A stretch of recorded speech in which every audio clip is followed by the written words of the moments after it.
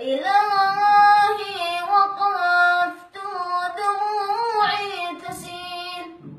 وقلبي ببابك باك ذليل فذنبي كبير وزادي قليل فمن علي بعفو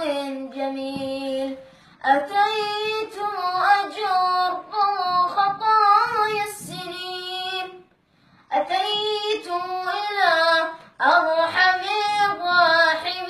الراحمين وكل اعتقاد وكل يقين بأن